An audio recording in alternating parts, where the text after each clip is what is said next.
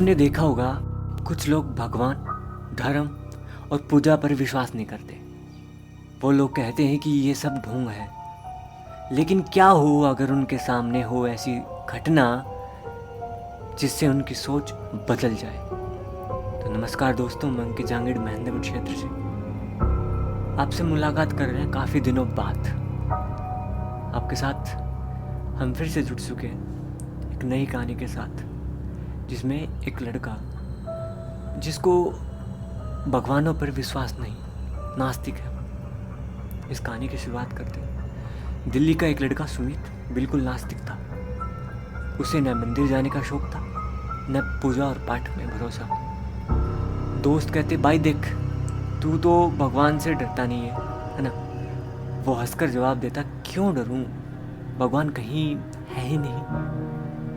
वो इतना कट्टर था कि जब भी घर में पूजा होती तो वह दूसरे कमरे में जाकर कान में हेडफोन लगाकर बैठ जाता। लेकिन कहते हैं ना कि किस्मत हर किसी को एक बार जरूर आजमाती है।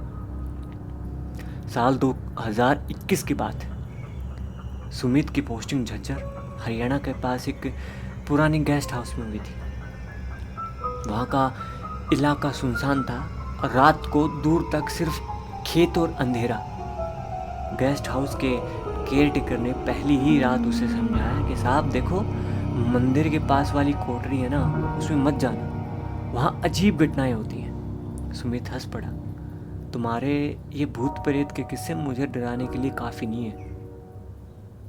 रात को 12 बजे बिजली चली गई।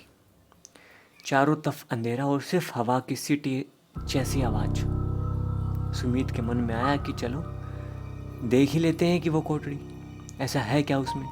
वो टॉर्च लेकर उस पुराने मंदिर के पास गया। कोठरी का दरवाज़ा आधा टूटा हुआ था। अंदर धूप बत्ती और अगरबत्ती की जली बुझी गंध फैली हुई थी। उसने दरवाज़ा धक्का दिया। अंदर बहुत ज़्यादा अंधेरा। दीवारों पर पुराने फटे हुए देवी देवताओं के पोस्टर। अचानक उसके कानों में किसी और की आवाज़ आई, क्यों आए हो यहाँ। सुमित ने टॉर्च घुमाई, लेकिन वहाँ कोई नहीं था। उसने सोचा शायद वहम होगा, लेकिन तभी उसकी टॉर्च बंद हो गई। अंधेरे में किसी ने उसके कान के पास फुसफुसाया, भगवान को न मानने वाला अब यही सजा पाएगा। वो घबराकर बाहर भागने लगा। दरवाज़ा उसने धक्का दिया, मगर बाहर से किसी ने बंद कर दिया, ऐसा लग रहा हो। अंदर अंधेरा और एक एक करके सारे देवी देवताओं के पोस्टर हिलने लगे, जैसे दीवारों के से अलग हो जाएं।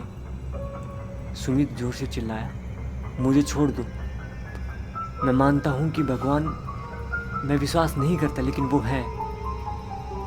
मुझे माफ़ करो, मुझसे गलती होगी, बस मुझे छोड़ दो। लेकिन बहुत देर हो चुकी थी। सुबह केयरटेकर ने देखा सुमित उसी कोठरी में मृत पड़ा था। उसकी आंखें खुली थी और दीवार पर खून से लिखा था, भगवान को मत नकारो।